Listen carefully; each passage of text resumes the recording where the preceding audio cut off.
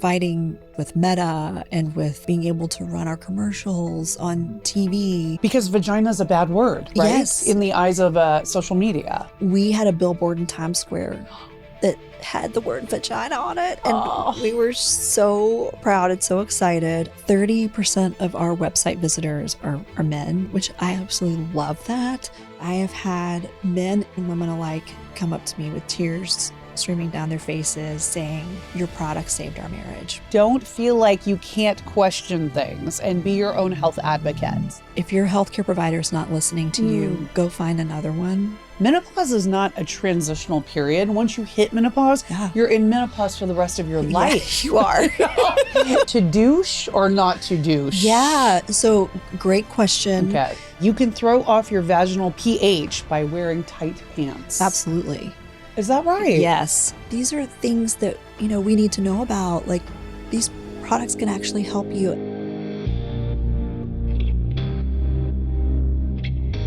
When's the last time you had a real conversation about your vagina without awkwardness, judgment, or shame? Today, we're going there with Dee Seymour, the unapologetic founder of pH-D Feminine Health. She built a powerhouse brand by tackling the topics no one wants to talk about, but every woman deserves to understand. She's breaking down the real science of vaginal health, busting decades of misinformation, and helping us navigate the hormonal chaos midlife throws our way. From pH balance and BV to ditching the shame and the douche, this episode is unfiltered, overdue, and exactly what we need. Follow at The Iconic Midlife and add Red Carpet Roxy across all platforms. Tag us when you're listening and share this episode with someone who's ready for better conversations and better care. And don't forget to follow the show because midlife isn't quiet anymore. Oh my gosh, Dee, welcome to The Iconic Midlife. I'm so excited to have you here. Thank you so much for having me. Oh, this is going to be great. I know you have such a busy schedule. In fact, you just flew in last night from Sacramento. I did. Yeah, no big deal. Just trying to change some laws. No biggie.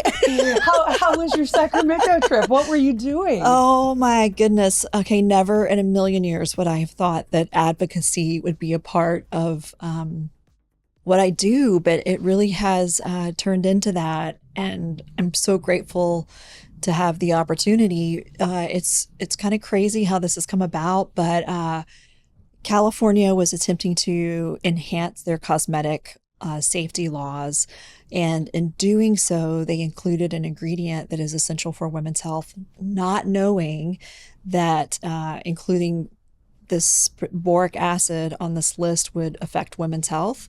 Had they known that, they wouldn't have done it. So I stepped in as the founder of the original boric acid suppository brand. I couldn't sit back and allow that to happen because I knew that if California banned boric acid in cosmetic products, then it would be banned nationwide because all the retailers nationwide have told me. So tens of millions of women depend on this ingredient. So much so that it's become standard of care. It's on the CDC guidelines for sexual health, the American College of Obstetrics and Gynecology. It's on their protocols, as well as Harvard and Kaiser and pretty much every major medical institution. So, and thankfully we have their backing on this bill too. So I have been working feverishly for over a year to get that amended, get the law amended, and have so blessed and grateful to be working with California Senator Dr. Akilah Weber-Pearson, who's an OBGYN. Okay, what are the odds of that happening? And totally divinely choreographed. And so she has been helping me get this bill across the finish line and had a major milestone yesterday in the House Environmental Committee, getting it over that, and hopefully barring any unforeseen circumstances, it'll be on the governor's desk by mid next month. Oh, wow. And boric acid suppositories will be protected for women everywhere. Oh gosh, wow. Well, congratulations. Thank you. Huge for women. I know that was quite a mouthful too. It's good because you're showing your journey, and it has been like such a multi-faceted journey for you. It's not just creating a product, it is the advocacy. Yeah. So, what is it about boric acid that women should be Yeah. implementing in their, regime, in their, Yeah. feminine care regime? Do you know boric acid has been used for over 100 years in feminine care? And, I like this quote that life is not happening to you, but for you, which I think my journey has been a perfect example of that.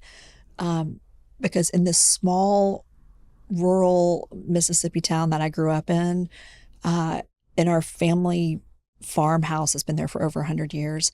There is a bottle of boric acid in every bathroom. Even my great great grandmother was using it for her feminine hygiene and care, um, you know, over 100 years ago. And it's such a unique ingredient. It has antimicrobial effects and antifungal properties. So in Canada, we're required to market as a yeast infection treatment. And that's actually what the CDC and ACOG recommend is used for. But in the US, we're required to market as a cosmetic for vaginal odor. But it is kind of this miracle ingredient that is great for both of those instances, vaginal itch and odor, two of the top reasons a woman will visit a doctor in their lifetime. These things are very common, but you really don't talk about them a whole lot, which is something we're trying to change and remove that stigma. But anything can throw off, our balance. It could be intercourse, it could be your period, it could be menopause, hormonal fluctuations of sweat, gym, bathing suits, all of those things. So it's a great product, pH-D boric acid suppositories to have, in your cosmetic bag if you're traveling, just to help restore things and get things back to normal, or to help you if you're suffering from any of those issues. It's quite a bold move to create a product specifically for, feminine hygiene and feminine Hmm. health. So, what was the impetus behind that? Especially because, generally speaking, feminine health and hygiene are sort of these taboo topics that are filled Yeah, with shame and stigma and really silence. There's not a yeah, lot of education about it. So, why step into this market and create a product like this? yeah. That saying, necessity is the mother of invention. My story is the epitome of that. I spent 20 years working in the pharmaceutical industry and have a degree in biology, so love science and the business of science. I had been on so many antibiotics for sinus infections, and we know when we're on antibiotics, it completely disrupts our flora. I was looking for a holistic alternative backed by science, and I found it in this ingredient, boric acid, but nobody was making it commercially. You could only get it made in a compounding pharmacy, and it was so expensive. And I'm just was sitting there thinking, like, there are millions of women who could benefit from having this product readily available. And it just so happens my daughter's coach had a manufacturing facility, and I felt that moral obligation to do my best effort to bring it forward to the market. And we launched it in 2014 on Amazon, and within 6 months, it became a bestseller in its category. And it was really interesting. We knew we were onto something because of the velocity, but most importantly, because of the reviews of women who had used it, particularly when it came to vaginal odor. So we don't typically talk about vaginal odor ever. I think we're one of the first companies to do a commercial about it and to create a platform for women to discuss it. It's very, very common. And like I said, so many different things can cause it, but it's deeply personal. And most women feel that sense of shame and stigma associated with it, like it's their fault. They've done something wrong to cause it. And so to see these women's stories with the reviews, one thing about that condition is that it's recurrent 50% of the time in women who have it. So if you think about that, you know, half of the women who get it, they get it frequently. And women were talking about how, of course, they didn't want to be intimate. They didn't want to go to the gym, put a bathing suit on, or even get a pedicure because they were too ashamed that someone might smell them. And so to really remove that shame and stigma and let them know it's not their fault and that there's a simple solution that can help, with this condition has been one of the most gratifying aspects of this whole journey. And to be in places like I'm at a lot of conferences and where I interact with healthcare providers and with consumers, and I have had men and women alike come up to me with tears streaming down their faces saying, your product saved our marriage, because intimacy is such a huge part of that journey. And if that's not part of the equation, then, the relationship is going to suffer. So, or having healthcare providers say, you've changed hundreds of our patients' lives. So it's been so validating to know that, that nudge that I had, 11 years ago was in the right direction. Absolutely. And it really, like you're saying, that can affect quality of life for Yes. so many women and men. Totally. For their partners, you know? So because this is such a still taboo subject to talk about, what are some of the myths that you want to bust about feminine health and feminine hygiene? Yeah, that, it's not your fault. This is crazy. We even get calls from partners who are saying, I think my wife's had an affair because all of a sudden she's got vaginal odor and she's never had it before. Like, what's going on? And we're like, whoa, pump the brakes, dude. Yeah. Hold up. So there is just so much misinformation out there about, these conditions, and that it's a natural thing for these to occur, and then there's ways to get the treatment that women deserve and need, so really to let them know that it's not their fault and there's simple solutions to help them along their journey. And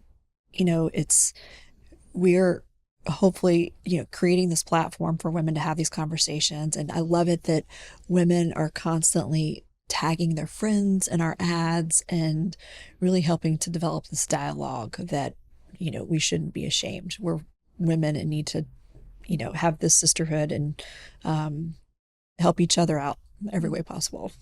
It's interesting too, because it is a holistic, science-based, backed Caroline. So what challenges did you face from people, even retailers, about when you were starting this company? Like, were people saying, no, don't do this, or we're not interested in this product because of what it was for? Yeah. So it's interesting. I kept this venture of mine a secret. As so many of us do when we're starting a new business, women, right? I'll tell you why I did it, and you can tell me if it's the same. I didn't want the negative energy associated with somebody putting down my idea to help cloud my vision or my drive. I don't know if that's how you felt, but yeah, I mean, I definitely, I totally get that, because you just don't want that outside noise. Yeah. And it also kind of shakes your belief in yourself too, right? Yes. Where you're just like, oh my God, can I do this? Because so-and-so, maybe so-and-so thinks it's not a great idea. Yeah. And then you take that in. And there's so many women that, and men, I mean, everybody, but there's so many people that won't go forward with their idea because they listen to the outside noise. Absolutely. And I think that I saw that potential, so I kept it close, and I only told a few people about it. So it was my side hustle for 3 years before I left my corporate job, because I was a single mom and had all of the security that I thought that I needed with my health insurance and all the things. And so I kept it quiet while I kept my head down and doing it on the side. And it was interesting when I finally left my corporate job to come run the company full time. One of our first goals was to get it in the hands of women when they needed it most at a retailer. And because Amazon Prime back then was much different than it is today. It was only in major cities. And we know when something's not right with our hoo-ha, then we got to get something, we got to get it fixed. So went to this speed dating session, if you will, with retailers and brands, and was able to pitch my product. And Target and CVS fortunately took me in. Target chain wide, CVS on half their stores. And so Target, I recently last fall had an opportunity to reconnect with the buyer who brought me in, because we were both at this Drugstore News Top Women in Retail event. And it was such an emotional time for me, because I went up and it was a full circle moment. And I was like, Mimi, I have to thank you for, back in 2018 agreeing to bring us in. I said, she goes, well, let me tell you how hard I had to fight for you. And back to your point, what I knew was healthcare professional marketing and how effective that was, having spent 20 years in the pharmaceutical industry. And so that was part of my pitch, was how I was marketing the product. But she said, I had to fight so hard to bring in your one SKU, and particularly with the category that it covered, as we were talking about. She goes, but I saw the reviews of the women, and I was dumbfounded by them, and I knew that you were onto something. So I had to fight with senior management to do it. But on top of that, fighting the shadow banning that we face with Meta, and with being able to run our commercials on TV. Are you still dealing with that? I mean, is it We still are. We are. Wow. And because vagina is a bad word, right? Yes. In the eyes of social media. Oh my goodness. It has been one of the most frustrating experiences. We had this wonderful ad campaign. So we knew we couldn't say the word vagina on TV, so we used euphemisms instead. Where we said, and earlier I said hoo-ha, and I should have said the word vagina. You're like, let me correct that. I need to practice what I preach. But so we use euphemisms in the commercial to describe our lady parts, if you will, because that was the title of the commercial, lady parts. So hoo-ha, cutie cat, beaver, taco, all the things. And we're like, okay, this should be safe. We should be able to air this, because we need to have a conversation on TV about vaginal odor. And so we attempted to, and it got shut down like everywhere. So here we had paid all this money for this amazing campaign. And by the way, it just won an Addy. We found out yesterday. Congratulations. Thank you. Mm-hmm.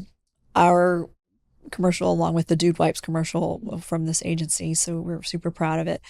So we had to pivot, and we went to put in a commercial in Oprah's menopause special a couple months ago.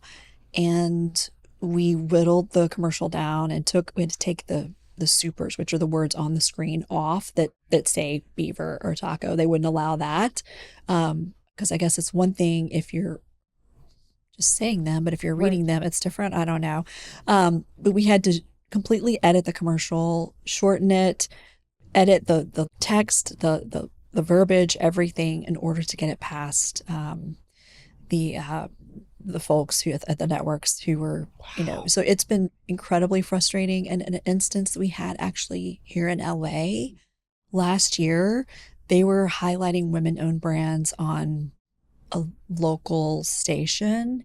So our product was right next to Kate Somerville Cosmetics, and it was our vaginal moisturizing gel.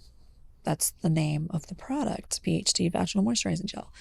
And the producers came on, minutes before it was going to air, and they told the host, they're like, you can't say the name of that product on air. And they're like, what do you mean? Like, it's the name of the product. Right. And they're like, sorry, because it said vaginal. So it was kind of ridiculous when you see the clip. They couldn't even zoom in on the product. So the hosts, bless them, they were like, well, here's a product, and if you know, you know. And I'm like, no, you don't know. We got to talk about these things. So yes, it's something we continually face. And it's my understanding that the word menopause was only able to be used like on Meta and everything else until it was just recently, like 2 or 3 years ago, which is Wow. insane. So That's we still have a long way to go. Very, very long way to go. so vagina is a bad word, menopause is a bad word. I Yeah. mean, this is crazy. And every man came from a vagina. Right. In some form or fashion, you know? Yes. And every biological woman will go through menopause Yeah. at some point, you know, and Yes. it's if she's lucky enough to live that long, right? Yeah. And it's baffling to me that it's such a bad word still, I know. right? Especially if you think about it, we spend a third of our lives in menopause. A third. And, I watched my mom suffer. I don't know if yours did the Hmm. same, but it was just like she suffered because there weren't really many alternatives out there.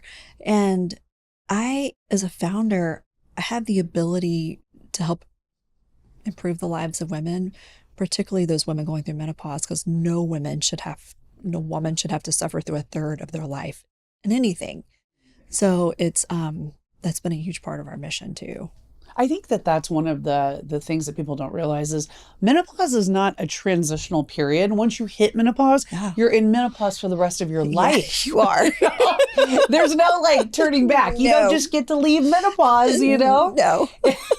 And so I like really want people to know that that is like Yeah. that's a part of life. Like once it starts, you're in menopause. Yeah. So having products like your products Yeah. can be so helpful Yeah. for not only people in menopause, but before, you know? Totally. And, you know, I think too, you know, there's hormonal changes that happen. Your hormones go everywhere.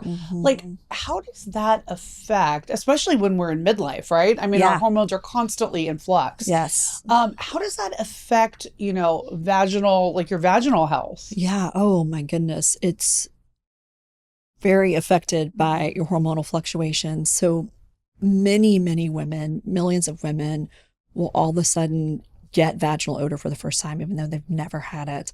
I was actually fortunate enough to have brunch with an old friend from high school today, and we were talking about that, and she was like, all of a sudden I woke up one day and I thought something had crawled up inside of me and died. And I'm like, yes, I know. And so, and then again, like what happens? We take that inwardly. We're like, what have I done wrong? It must be something that I've done. And it's not a hygiene issue. You can, scrub yourself to death and that's not going to help. But a lot of times, because of these hormone fluctuations, our estrogen's up and down, and testosterone, and it can cause an overgrowth of bacteria, which then causes odor. So it's nothing that women do. It's not their fault. But in addition to that, the vaginal dryness, of course, that occurs, and not only that, but also our like my skin has changed dramatically. I have much drier skin now that I'm in menopause, and our labial skin gets really dry and can become really irritated, particularly if because now have incontinence, and some women are Right. wearing liners, and the liners can rub, especially if your skin is dry. So there are so many different things that are happening to our bodies. Not to mention, the night sweats and the joint pain, the frozen shoulder. I mean, there's so many different brain fog. Like you walk into a room and forget why you went in there. Yes, or you can't remember what you were about to say. Even you're like Yes. grabbing for words, and I'm like, what was I Yes. just about? What was I? It's a thing. Like it is, it's a thing. So we're really focusing on being that brand that provides solutions for every stage of a woman's life. And because there's so many needs in menopause, we've really focused a lot on that because we are science is at the heart of everything we do. So I want to make sure that we're including those science-backed ingredients. And so with our vaginal moisturizing gel, it has hyaluronic acid, which is fabulous. Vitamin E and coconut oil. I had a friend, close friend, who experiences severe vaginal dryness, and when she would go get her pap smear, she wanted to die because it hurt so bad. And so she started using I didn't mean for this to be a commercial, but it actually, she started using our vaginal moisturizing gel, and she was like, I got there, spread my legs, and was talking to the doctor, and she's like, okay, I'm done. She's like, what? I didn't even know you did anything. So, but these are things that, we need to know about. Like, these products can actually help you. And I'm so grateful that we're not alone in this. And there's so many other brands leaning into menopause solutions, with products for our vulva, like our vulva balm that we have, and, you know, moisturizing products, and supplements too that can help with those night sweats. And but the really thing is to have a conversation and start doing your research. And I really strongly suggest to women, I have these conversations all the time, that if your healthcare provider is not listening to you, go find another one. The statistics are just incredible. I think it's 83% of women who are in menopause visit their doctor and feel like they're not heard. Right. And they're gaslit, by the doctor. They're just sort of blown off, or Yes, and it's such a shame because these are real problems that these women are having. totally. And to not feel like your doctor's listening to you, or to not even feel comfortable enough to tell your doctor, Yeah. is another issue that I've been Yes. hearing about. So true. Mhm. And so be the advocate for yourself. Find somebody who will listen to you. And that was the conversation I just had with my friend. She finally found somebody, and now she's on HRT. She's been on it 2 weeks and feels like a completely different person. Completely different person. So we're raised, I feel like, to believe that because you're a healthcare provider and you're telling me this information, that you have to be correct. Well, that's not always the case. You have to be an advocate for your own health as well as the members of your family too. It's so important. Very important. Now, I know there's a lot of confusion too about specific vaginal infections, like, for Mhm. example, a yeast infection or BV, or Yeah. just feeling off down there. Can you Yeah. sort of clear up and let women know what the difference is? Because I do Yeah. think there's also shame in not knowing what's going on, but Totally. also using the wrong product if you're not 100% Yeah. sure of what's happening. So, can you kind of differentiate between those three Yeah. things? So, mind you, I'm not a medical doctor. And the first thing we tell consumers is consult your doctor if you are facing any of these things. Um, so, yeast infection typically has that discharge that's pretty noticeable. That's kind of a milkish, whitish discharge, and the itch is usually oftentimes unbearable. Um, and it can also be internal and external itching. And a lot of things that can cause a yeast infection are antibiotics, of course, um, even intercourse. Many men can be carriers of yeast on their penis and unaware because they're asymptomatic. So, in the women, oftentimes that's a trigger for them is intercourse, because sometimes, not always, but sometimes their partner is a carrier of yeast. Oftentimes, a lot of women will get yeast infections during menstruation, during their period too. Um, so it is important to see a doctor, determine which is which. Their bacterial vaginosis is caused by an overgrowth of the bacteria that's not beneficial, the odor causing bacteria, and that's typically a grayish discharge sometimes. But interesting stat there is that over 60% of women who have BV don't know they have it. It could be that they just feel a little off. And sometimes I think as women, we know when we've had that feeling, something's just not quite right. So, and a lot of times, if they have BV, it's much more noticeable after intercourse, uh, because the odor causing bacteria that's way up in the vaginal canal then comes out, and you're able to smell it. Um, a lot of women get BV while they're menstruating, because or after intercourse, because semen and blood can both elevate the vaginal pH, which then causes the odor causing bacteria to grow, and causes an overgrowth of that, and not the good bacteria, the lactobacilli, which we want to preserve. So In addition, there's a study published in the New England Journal of Medicine recently that was pretty profound and showed that men can actually be carriers of the bacteria that causes BV. So much so that this study demonstrated that by treating the male partner, the incidence of BV went down significantly. So that also opens up a whole new, can of worms, if you will. When it comes to that, I mean, you don't have to be sexually active to get bacterial vaginosis.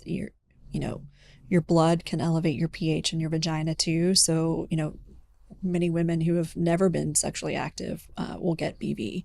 So it's an evolving science too when it comes to that infection in particular.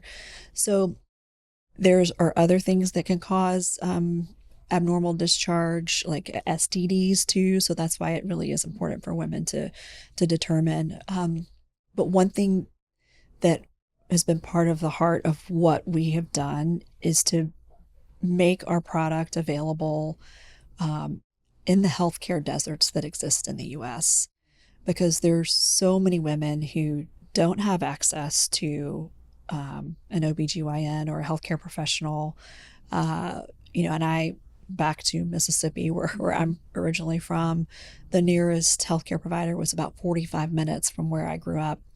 And a lot of women, because it's the poorest state in the country, lack of access to healthcare, and the poverty level there, we're making sure that we have our products even at Dollar General, so that, because there's a Dollar General even in those healthcare deserts, to make sure that there is an option for these women to have. So, but yeah, a lot of women will use pH-D to, after intercourse or after their period, just to help reset things too.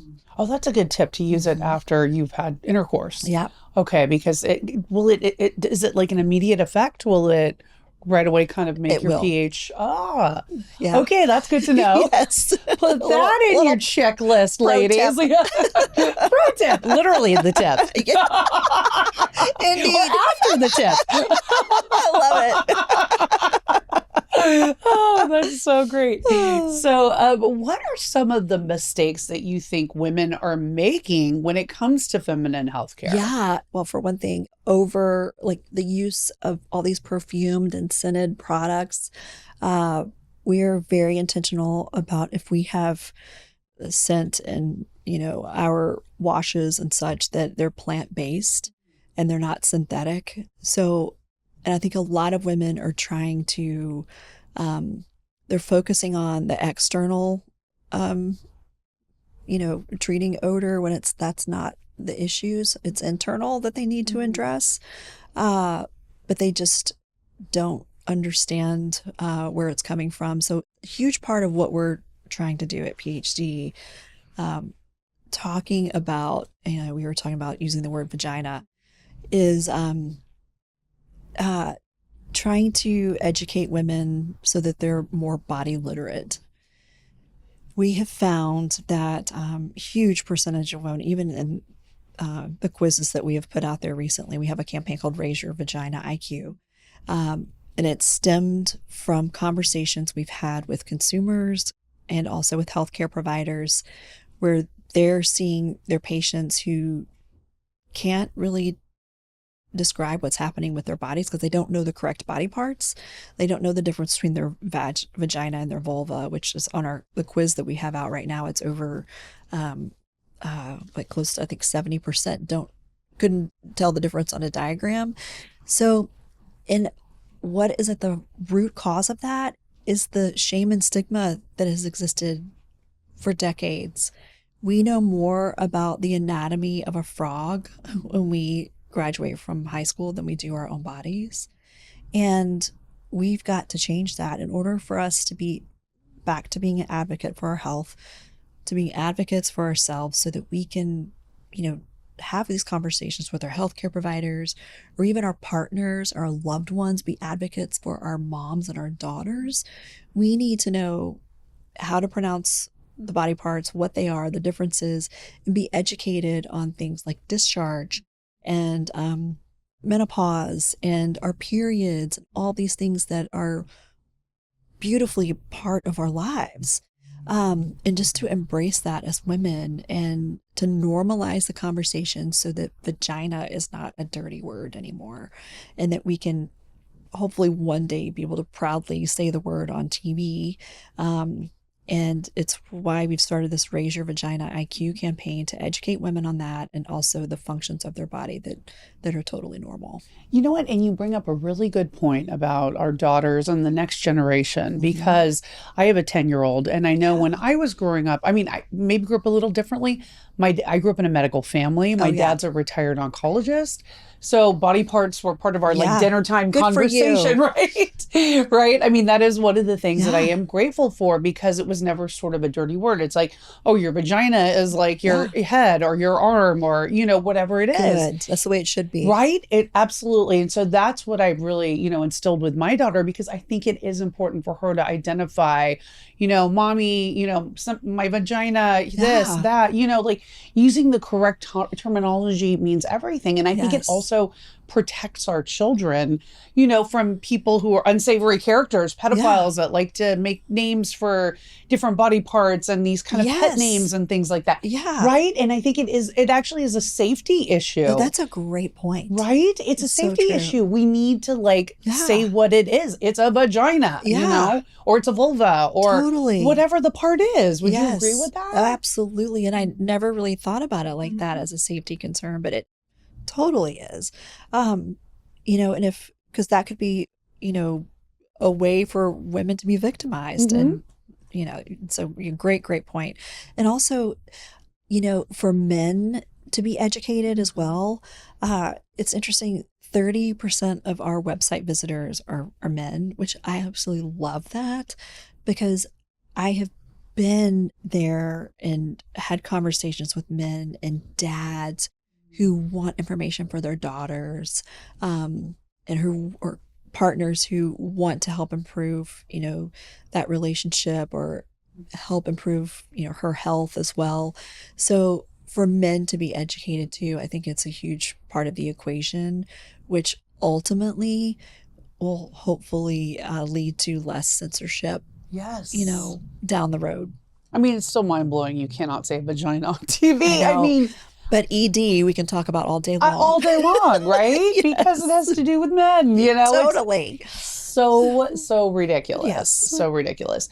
So what is next for the brand? What exciting things do you have coming down the pipeline? Oh my goodness. We've got some really exciting things. I have just, the past 2 weeks, I was in Bentonville at Walmart and then in Minneapolis with Target. And one of the things that we're really focused on is, in talking about women's health, is funding clinical research when it comes to women's health.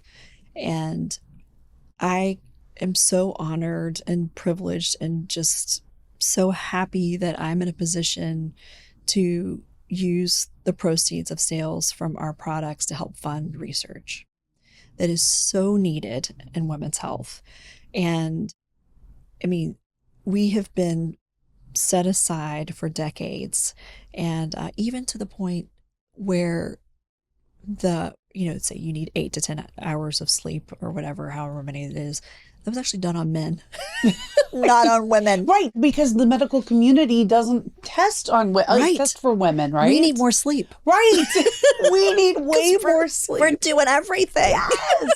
Yes, it's true. They almost treat us like little men or something when they're testing and like going, you know, trying all these things. So we are spending tens of millions of dollars in clinical research, and we've got several different research projects going on right now that I can talk about more later. But one important one is that will be in a major menopause journal is it is an ingredient that has become very hot, but it is done on a specific form of creatine, not your typical creatine monohydrate that is out there, but a specific form that will show a huge decrease in menopausal symptoms, but more to come on that. So we are actively working on innovation when it comes to those products, not only for menopause, but also for brain health. And so stay tuned on that, or that'll be hopefully launching Q4 of this year. In addition, using the insights and findings from the research that we're doing to help innovate in women's health, because I, again, grateful that I'm now being presented with opportunities for products that were set aside by big pharma, because women's health was not a priority for them. And we now have researchers coming to us with really solid clinical data of new products that we're investing in, so that we can be the brand that brings them to market. Because, they might not have brought them to market because it's not a multi-billion-dollar drug. Well, so what? If it can improve the Right. lives of women, I don't care how much money it's going to make us. Correct.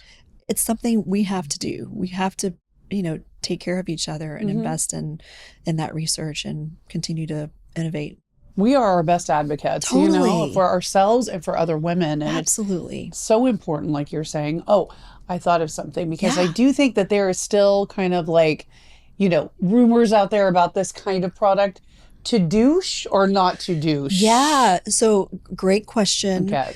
The traditional douches that have been around forever were the perfumed, from a major brand products. And they were found to interfere with the lactobacilli that is in the vagina. That we want there. We want it to remain there.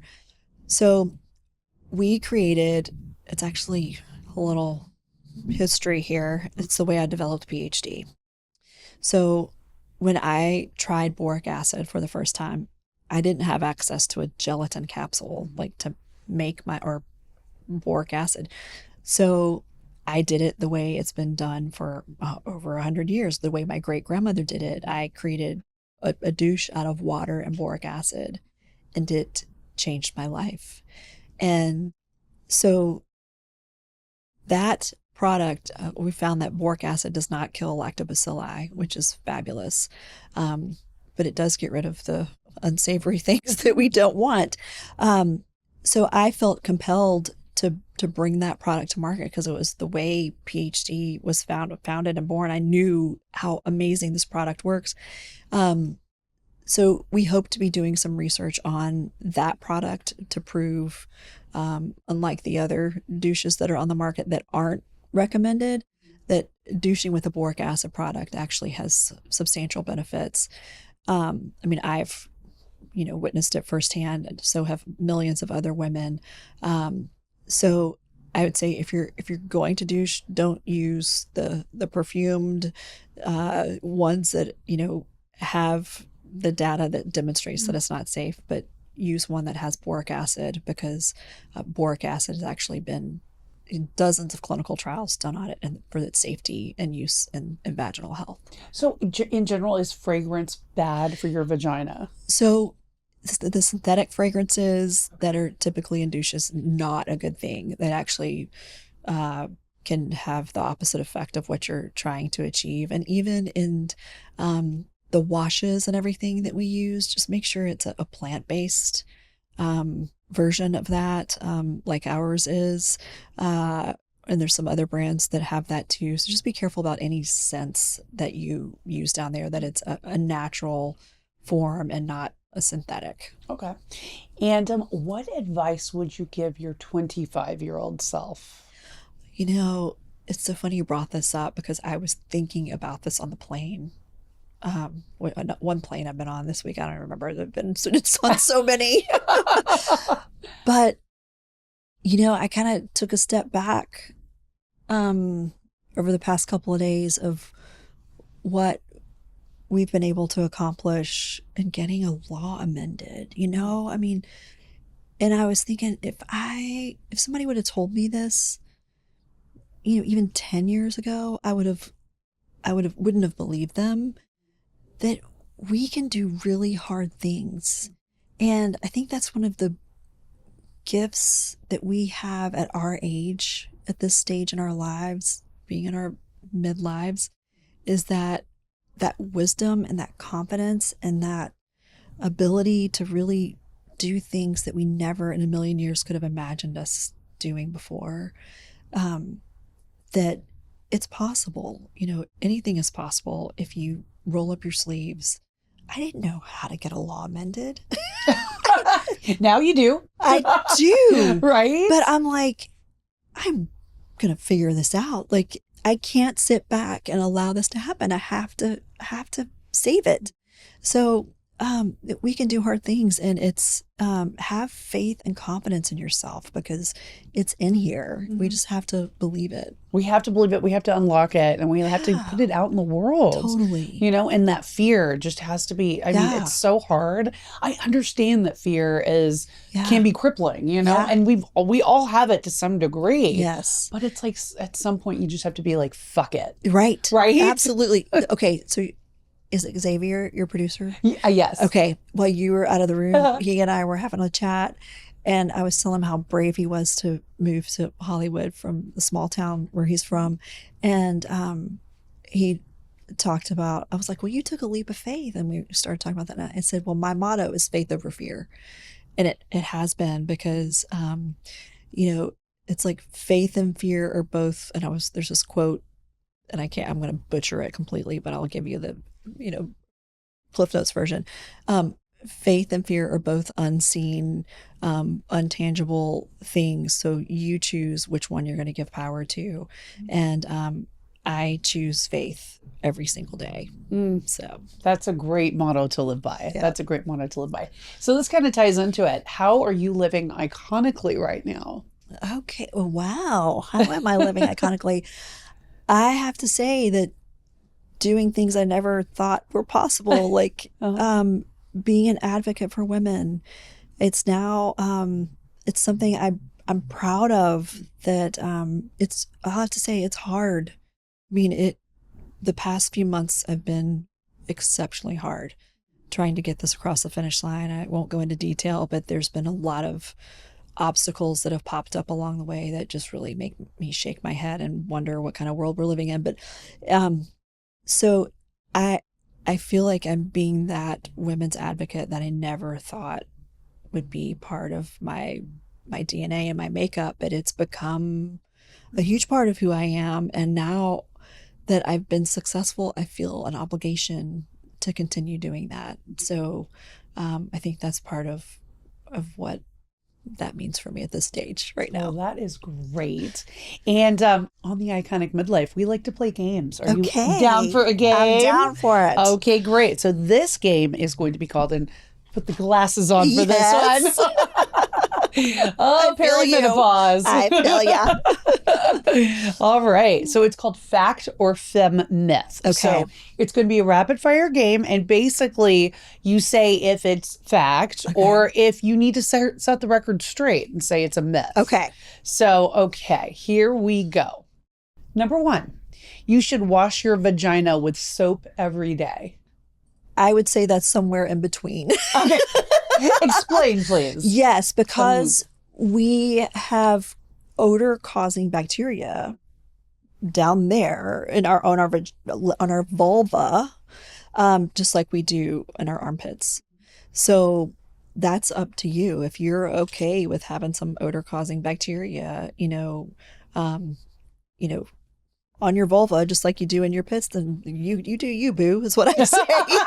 Yes. But as far as internal washing the vagina, absolutely not. You do not put soap up inside there. Because that can throw the pH off, right? Okay. Yes. So no soap inside the vagina. No. Okay. Number 2, vaginal odor means something is wrong.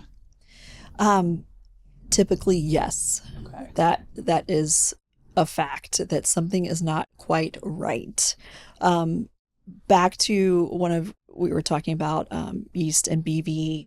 There are many, many times, and you'll have healthcare providers will tell me this, that I have a patient who is not testing for anything, but something's just not quite right. And it's not trichomoniasis, it's not BV, it's not yeast. Like, I can't figure it out. But something's not right. And as women, we know that. Like, we just know, like, this does not quite feel right. And that saying your body doesn't lie, I love, because I have to remind myself of that oftentimes.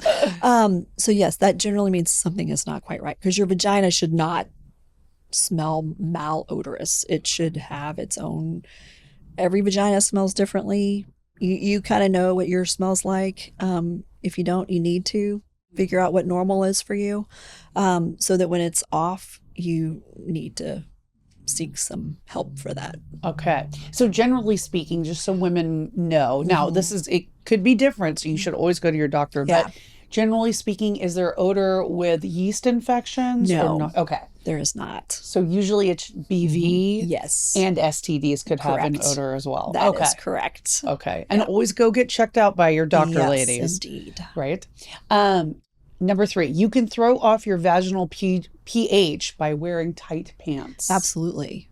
Is that right? Yes. Because it needs to breathe. And sometimes if we're wearing tight pants, like that don't breathe, like leather or pleather, it's even worse. It can cause the odor causing bacteria to grow internally. Okay. BV and yeast infections are basically the same thing. No, not at all. Completely different organisms that cause each. One is candidiasis and one is a bacteria that causes BV, which I'm completely drawing a blank on right now. And I should know this. It's part of my life. But anyway, back to what we were saying about menopause. Sure. Exactly. You know, there it is. It's like, what's that word? Lordy. No, that's funny. Okay. Midlife hormonal changes can impact vaginal pH. 100%. Okay. Yes. Because when we experience fluctuations in our hormones, and this is proven with in research studies, that our pH of our vagina fluctuates tremendously. So back to, my friends who think something crawled up inside of them and died, when they start experiencing menopause symptoms, it's because they're possibly getting BV or an imbalance because of their fluctuations in hormones. And actually the same thing can often happen in pregnancy. A lot of women experience BV in pregnancy. And by the way, you cannot use boric acid while you're pregnant. Okay. So what about when you're breastfeeding? Yes. Okay.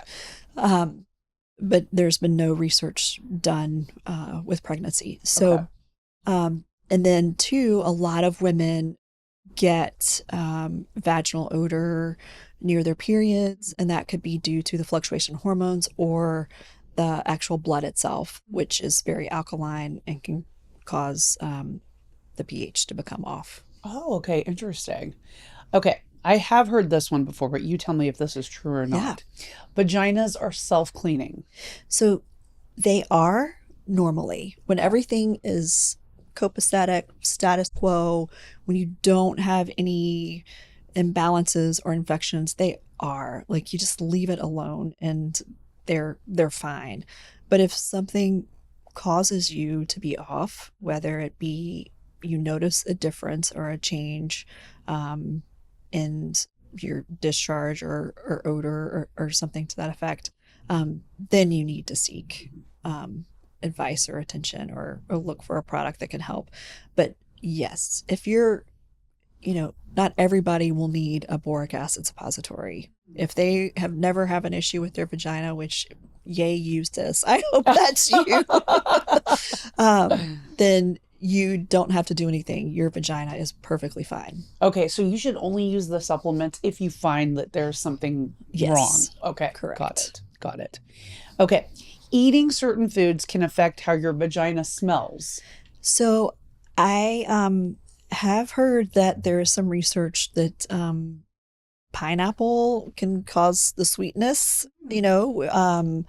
I have to look deeper into that to see if it's clinically sound research. I'm not sure. But I have also been told anecdotally, mind you, that heavy garlic, you know, uh, meals can also affect the way a woman smells. But I don't know that there's any clinical evidence to that. So okay. I'd say dig a little deeper on that one. Might be a question for the partner. Yes. Right? There you go. If they're spending time. You can do your own little trial. Right. There you go. Make it a little spicy on Friday night. Yeah. That works. Okay. All vaginal health products are created equal. No, that definitely is not the case. And it's been very interesting to be a disruptor in this space, because prior to us, it was really the legacy brands that have been around forever.